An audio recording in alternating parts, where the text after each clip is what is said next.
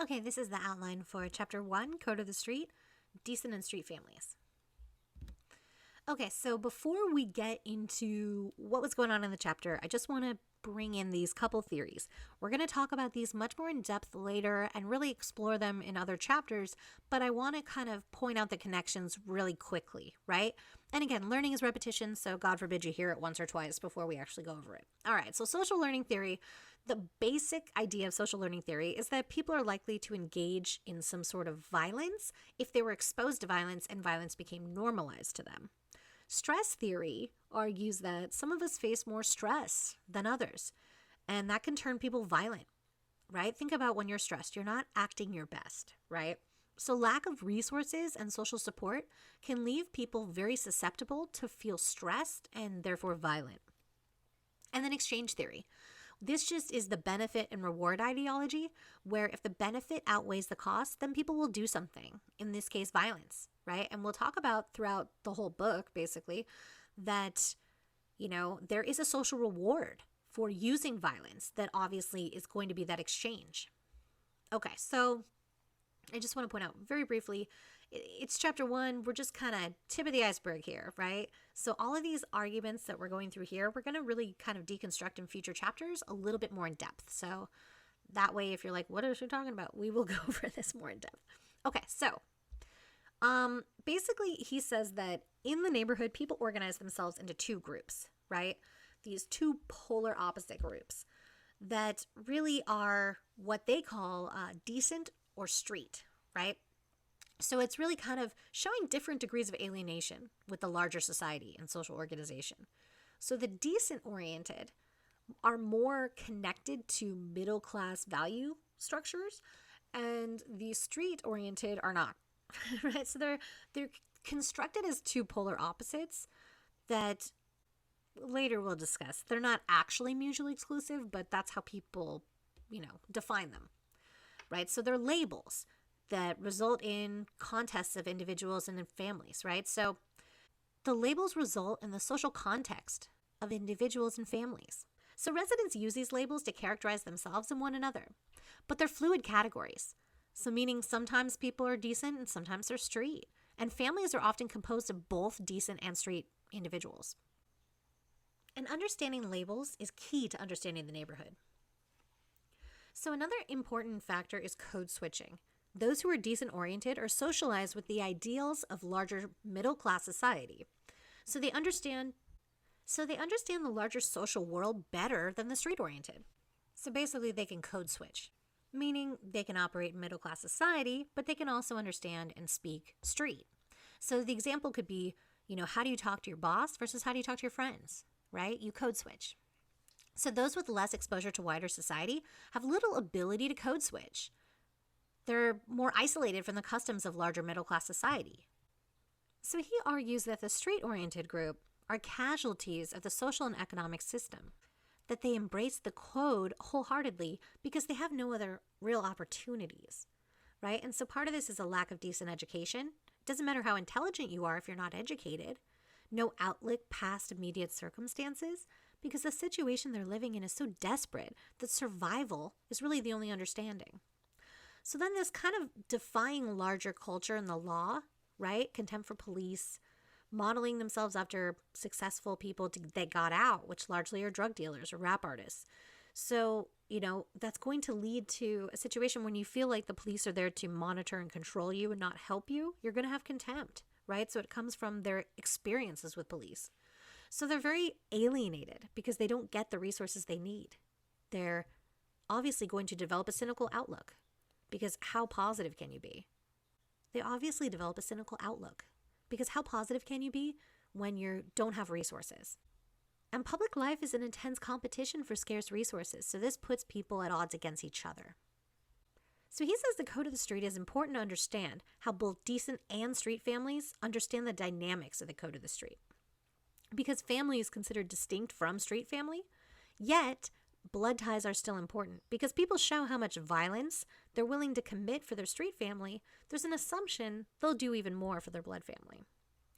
When it comes to decent families, they tend to have concern and hope for the future. They work hard, they save money, they accept the mainstream values, and they help any child they can touch, not just those that are their biological offspring. They want to instill a backbone in the youth, or a sense of responsibility. So decent parents are more likely to ally themselves with institutions like school and church. So again, an institution is just an important system of organizing in society that's existed for a long time. So they value hard work, self-reliance, and sacrificing for a better life for their children. And what's interesting is they use their faith instead of dwelling on inequalities. So they talk about being tested by God instead of focusing on how others have life easier or the discrimination they face in their everyday lives. It's kind of that, God doesn't give you what you can't handle kind of thing. Also within the structure of decent families is the role of the man of the house. This is very significant in working class Black families. He's the head of the house. The mother is seen as his partner, and the children are subjects. So this is obviously a patriarchal ideology, right? It comes right out of patriarchy, which is a social system in which men have power over women and children. And of course, gender roles dictate this expectation, right?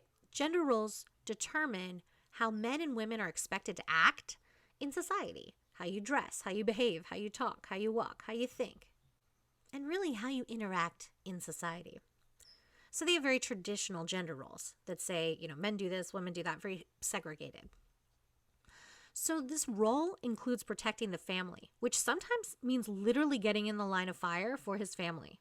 So fulfilling the role brings expectations. If he rules the household, that he's treated with respect at all times. But the thing is, if you're the breadwinner and the role relies on you being the breadwinner, what happens if you lose your job? It makes you unstable, and that can leave you open to disrespect or, kind of toppling that patriarchal hierarchy. So what's interesting about intact nuclear families in this neighborhood is that they can be powerful role models, right? Because both parents are often working really hard to make sure that their children are provided for. And so they're determined to keep their kids out of that street environment. So they're often very strict.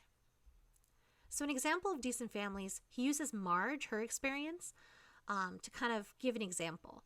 So sometimes you have to act street to deal with people who only operate in that mentality, or at least that's what she says. So her sons let a neighbor borrow their baseball gloves and bats, and when he didn't return them and she went to ask the mother of these kids, instead of the mom being like, "Oh, I'm sorry, my kids took your stuff. Yeah, here it is, no problem," she instead cursed her out and said her sons had done nothing wrong. So, she basically eventually gets the stuff back from this lady after getting yelled at. And then she gets home, and side note, her daughter was being bullied by this girl in the neighborhood. And you know how people say, "Oh, just confront the bully." So she did finally confront her after avoiding her for a long time. And then the bully shows up at her house with like 20 people to fight her. So thankfully, the mom had just gotten the baseball bats back so she literally had to get on the stoop and protect her house. So that kind of shows how, the decent, they tend to be polite and considerate of others, which is what they teach their children. Like, yes, you can borrow my bats, you can borrow my glove, why not? But it's difficult when the environment demands the use of violence as a norm. Also, the decent know the financial allure of the street. They scrimp and save for expensive things so their kids aren't lured into underground economy or the drug trade. The reality is, decent single mothers are the majority of families in the inner city. They have to work even harder to keep their children away from the street. So she has to press with her authority and be strict and instill values, because without a strong male role model, young men will often not, kind of have that same model of how to be respectable, right? So also it's a lot easier for men and women to be poached by the street when there's only one parent around. So one example is Diane, that talks about how there's a very visible presence of drugs in her neighborhood. And so it's hard to keep her 15-year-old son away. She calls it a daily fight, right? She says you got to be street smart to get along. So really, she disagrees with the ideology of the street, but she understands that it's essential for her son to understand the code of the street so that he can basically survive and act appropriately when in those situations. So street families are different. The structuring, at least. And again, we're going to go through this much more in depth. This is just kind of the overall arguments. So in general, the street families tend to have a lack of consideration for others and a superficial sense of community. And so this is a minority of families in the area. The overwhelming majority of the families in impoverished areas are decent oriented. But the street oriented, what's interesting about them is that they have a very visual presence, meaning if they're sitting out on a stoop or standing on a street corner, that's what you see. So especially when it comes to policing, we'll talk about hotspot and geographic policing later. Sometimes when people look into neighborhoods, they think, oh, that's a bad neighborhood, when in reality, only about 20% of the residents might be engaged in any sort of illicit activity or even that kind of social organization. Over 80% of the people who live there are just working hard, trying to, provide for themselves and their kids. But what you see is the people that are engaging in illicit activity. You don't see the people behind the bars in their homes, studying with their children, praying, all that kind of stuff. So anyway, they're obviously, when it comes to the street families, part of their disorganization has to do with how limited their financial resources are. So it makes sense that, people often really kind of negatively stigmatize poverty of like, oh, why did you spend money on that? If you're poor, you should save up, you should do this. It's really interesting. There's actually some psychological studies that have been done about this, about how much poverty literally affects your brain chemistry, right? Because of the stress and strain and problems that it causes, right? So anyway, people's lives become marked by disorganization, meaning there's a limited understanding of social priorities or consequences for actions. The world becomes a lot smaller, like sometimes just a block or two, right? Like a film that you're going to watch in this class really discusses that, how, for some people living in Los Angeles, that their gang life culture affects where they can actually travel to, right? What geographic area that is normative to them. So there's some guys that they had never traveled more than a couple blocks, right? Because that's just a whole different territory, a whole different, place to have to campaign and all of these other things that we'll talk about through this book. So anyway, obviously, that's going to affect your outlook, right? Like if you think you're going to die before you're 25 years old, that's probably going to affect the way that you then try to progress, right? Like what's the point of going to college? What's the point of doing a lot of the things that middle-class society tells you to do if you're not going to be rewarded? And another thing we'll talk about too is the fact that a lot of these street families could really benefit from seeing people that have had a positive experience with the educational system, meaning people in the neighborhood that are the most financially successful are not the most financially successful because they got a good job and a good career or a good degree, right? Oftentimes it's because they're in the underground economy, right? Okay, so also he talks about the unstable situations and how this affects people, right? When there's a lack of well-paying jobs and persistence of racial discrimination, this of course engenders a sense of resentment. I mean, it should. It's not fair, right? Especially in youth who are raised into these situations and see the dire outcomes, right? They want to have some control in their lives. So sometimes people lash out at others, which is reflected in how, sometimes adults treat their children, right? The frustration with constant poverty or just the issues of dealing with the microaggressions and the macroaggressions every day is going to kind of give people a short fuse, which can often lead to situations, escalating. So he uses a couple examples of street-oriented families. So first is Joe Dickens, who is poor. He lives in a crappy house with his 3 kids, and his kids are mostly unsupervised, running around in the street. But he spends most of his time on the front stoop with his friends, which his neighbors say are the site of a never-ending party. So the neighbors suspect that he's selling crack specifically because his house is noisy, and the cops are often called, but they rarely show up anymore, which left the residents of the neighborhood feeling very helpless. Like, even if they call the cops, nothing's going to happen, so why even call them, right? Which obviously is problematic. We'll talk about with community policing later. So the neighbors suspect he's selling crack, but they don't want to confront him. Why? Because he's sitting there with a bunch of other adult men all the time. So it's not like you can just, hey, stop doing that. I'm your neighbor, appeal to reason. Because if someone, has that insulated protection around them, you're not going to feel comfortable. And if you feel like the cops aren't going to back you up, you feel even less comfortable. So you just resign to being like, this is what life is now. So that's kind of why the minority of families in the neighborhood are able to have such undue influence on the value system of the neighborhood. Another example was Maxine. She has 6 kids, mostly unsupervised, run around doing their thing. And this man she was living with was blatantly selling drugs in the presence of the neighborhood, leading to loud and near violent confrontations with drug addicts, sometimes in the middle of the night, and having the police called for a particularly bad incident. So he uses sometimes specific examples of people he's talked to illuminate some of the other patterns or arguments he's trying to make in the book, right? Okay, so he also talks about parenting styles. So for street-oriented women with parenting, they may be parenting sporadically, right? Meaning sometimes they're taking care of their kids, sometimes they're going out. They're going to drink, they're going, or, if they're addicted to drugs, then they might be putting their habit above their children.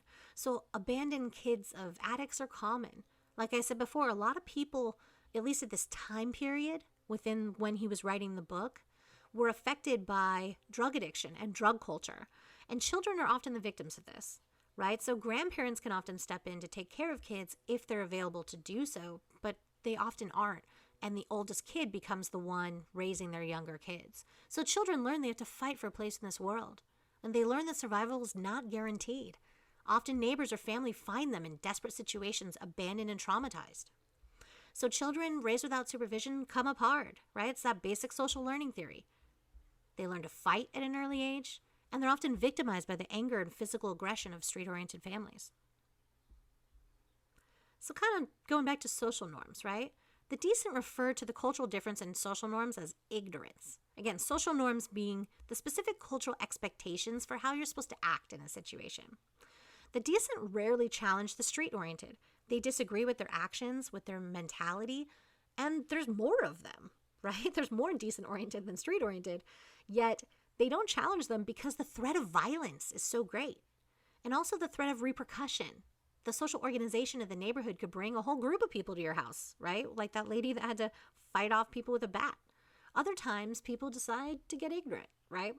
Well, that's what they call it in the book, right? To lower themselves to a situation of violence, right? In order to confront someone. And so again, there is a value hierarchy, and it's not being made by the author. It's being made by the social definitions of the neighborhood itself. That's what ethnography is all about. You go into a neighborhood, you live there for a while, or another social location, anything that you're studying, a social location, and he spent years living in this neighborhood to understand the mechanisms, the meanings, the values. He's not putting his values on it. He's asking people what meanings and determinations they have. So that's what we'll be exploring through his book. Yvette is another example of how decent parents struggle to keep their kids from the street. Her parents practically lock her in the house to keep her away from the elements of the neighborhood that could affect her future negatively. Also, her parents sacrificed to send her to private school so she could have better educational opportunities. And when she was being interviewed, she was a college student working her way to be a doctor.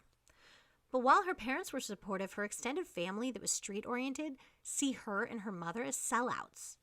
And her aunt, that has a 6th grade education, challenged her when she said she was going to school, saying, "What, you think you're better than me?" And there's a situation where her father was actually her uncle. And her cousin told her that to be spiteful and hurt her feelings, but she still loved him as a father and appreciated having a strong male role model in her immediate family, since her mother divorced her father when she was a baby.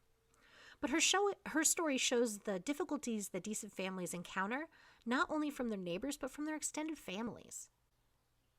She talked about the prevalence of violence and drug trade in the neighborhood, and the larger shift to more single mothers in the community. Right? She also discussed the discrimination that her mother faced at an all-white workplace, struggling to try to provide for her so she could go to college, right? And really, how her experience was living in a house that was fortified like a prison, right? That it wasn't just about problems with their neighbors, but problems with their family. So feeling very isolated and alienated, even though she's, trying to follow that decent-oriented middle-class whiteness model of success, right? That it comes at a kind of social consequence. And so we have to understand these things to understand how these opportunities are structured differently, right? Because again, if people feel alienated and disconnected, then of course that's going to affect their likelihood of criminality. So it's important to make people feel invested, and going back to that social contract we talked about. If you feel like the laws are just, then you're going to follow them. But if you see them being applied unjustly and you see them being levied against certain communities over others, that all goes out the window, right, as we'll discuss. So again, this is just a little snapshot into the book. We're going to go through all of these different elements in future chapters coming